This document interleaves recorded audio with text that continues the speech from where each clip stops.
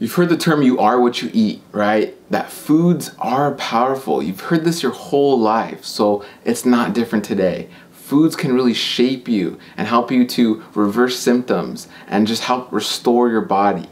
So today, I'm gonna give you these great recipes that can help restore your body and help you reverse the tide or turn the tide on diabetes.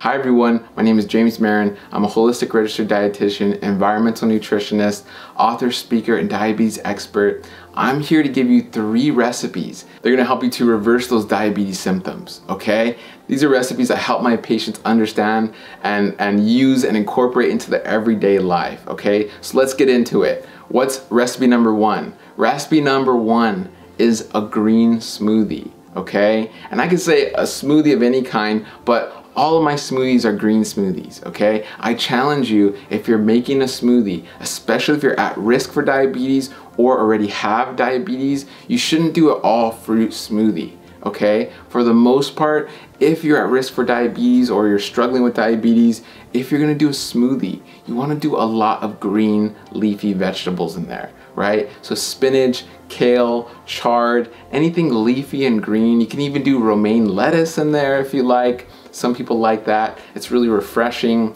And so a majority of your smoothie should be from greens. And then you can add in a banana or strawberries, blueberries, other things to kind of sweeten it up, okay? But doing a green smoothie for breakfast in the morning or even an afternoon snack is a great way to give your body tons of phytonutrients, fiber, protein. So you're gonna get tons of nutrition from the smoothie. That's what's gonna help you to better stabilize your blood sugar in the long term, okay? What I'm gonna do is at the end of this video, I'll tell you how all these recipes work to keep you healthy and keep you out of that diabetes trap, okay?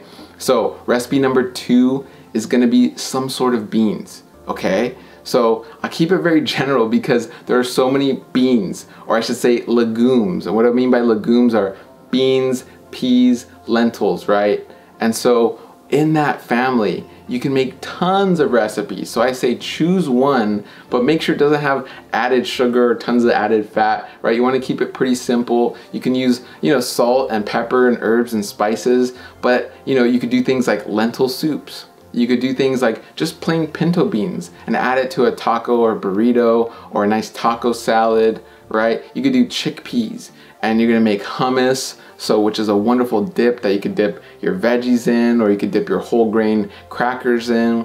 And so the idea is that with these beans, with these lentils, with these peas, you're gonna make wonderful recipes, and there's so many to make that you could literally make a different recipe every single day if you wanted, and it would last you probably your whole life, okay? There are so many different recipes. So I say choose one and incorporate that. Learn to use it. Learn to add it to your snack routine and to your meal routine, okay? So anything with a bean or pea or lentil is a great recipe, okay?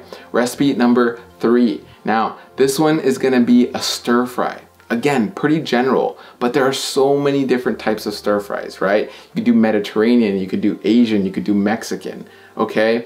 The idea is that you have the power to pick what vegetables you like in your stir fry. And really you can't go wrong, okay? So if you do a Mexican and you add, your bell peppers and onions, that's usually, fajitas, right? That's usually a stir fry in the Hispanic community. But what I say is I'd say add some squash, right? Add some zucchini, add some spinach, you can mix it up your way and still do some of the, Mexican or Hispanic herbs and spices and make a wonderful stir fry. The same applies to Asian, Mediterranean, pick the vegetables you enjoy, pick the vegetables you will eat, and make a yummy stir fry out of that, okay? Ideally, in a stir fry, you're not gonna use tons of oil, okay? You're not gonna drench your pan with tons of oil, right? You wanna do either no oil or minimal amount of oil, okay? And instead of oil, you could do something like a nice vegetable stock. That's gonna keep everything nice and moist and not sticky or burning, but reduce that amount of oil, okay, in the pan.